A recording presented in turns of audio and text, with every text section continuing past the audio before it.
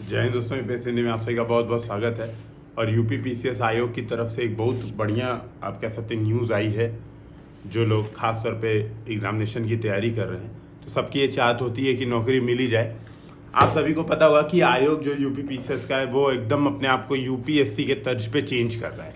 तो चेंज करते समय अभी जो न्यूज़ आ रही है दोस्तों, इस बार अगर आप देखेंगे तो 1048 अभ्यर्थियों का इंटरव्यू कराया गया था आयोग द्वारा। होता ही है कि प्रीलिम्स के बाद 13 गुना लोगों को मेंस लिखने को बुलाया जाता है। मेंस के बाद 3 गुना लोगों को, जितनी सीटें रहती हैं उससे 3 गुना लोगों को बुलाया जाता है इंटरव्यू लेने के लिए। तो इस बार सीटें थी, कुल 383 सीटें थी और 1048 लोगों को बुलाया गया था इंटरव्यू के लिए।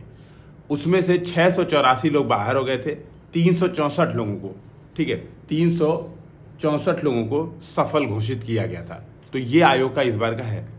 अब जो 684 बाहर हो गए थे, आयोग का मानना है, जैसा कि मैंने भी तुरंत उसी दिन वीडियो बनाया था, आयोग का मानना है कि ये लोग असफल नहीं है, इन लोग में योग्यता की कमी नहीं है, मेनली हमारे पास सीटें नहीं है।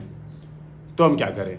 तो जैसा कि आपको पता होगा कि यूपीएससी क्या करता है कि अगर मान लीजिए आप इंटरव्यू देते हैं तो आपका डेटा पब्लिकली जारी करता है और आपसे पहले ही इंटरव्यू का फॉर्म भरवाते समय ही पूछ लिया जाता है। जैसे मैंने फॉर्म भरा तो मेरे से पहले ही पूछ लिया गया कि क्या आप अन्य नौकरियों के लिए खुद को अप्लाई करना चाहते हैं। तो जैसे मैं नो कर देता हूँ, पिछले 2 बार मैंने नो कर दिया था, ठीक है। मेरे कई दोस्त क्या करते हैं जिन्होंने यस किया था, कई उसमें स्पोर्ट अथॉरिटी ऑफ इंडिया में जॉब कर रहे हैं यूपीएससी के इंटरव्यू के थ्रू। सोचिए, कई आप देखेंगे गिफ्ट सिटी जो गुजरात इंटरनेशनल फाइनेंशियल जो टेक्नोलॉजी जो वो है, आप देखेंगे आईएफएससी है, वहाँ पर कई लोग नौकरियाँ कर रहे हैं और अच्छे खासे पैकेज पे, मतलब 1,40,000 1,50,000 ये पैकेज है।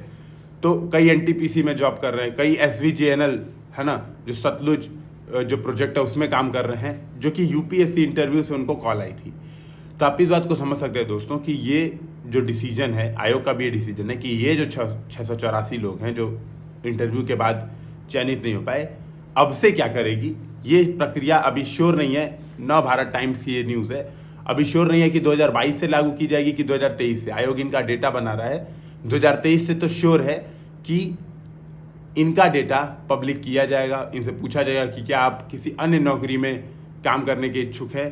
तो अगर आप इच्छुक रहेंगे तो वहाँ पे आपका डेटा दिया जाएगा। और सीधी बात है, अच्छे पैकेज में बढ़िया नौकरी, कई बार सरकारी नौकरी भी अदर डिपार्टमेंट में इसके थ्रू आपको मिल सकती है।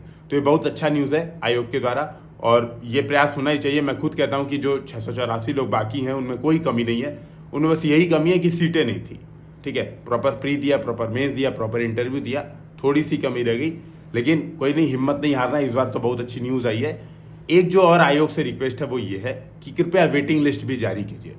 यूपीएससी के तर्ज पे जब इतने ज़्यादा सुधार हो रहे हैं तो एक सुधार और होना चाहिए कि वेटिंग लिस्ट जारी करना चाहिए।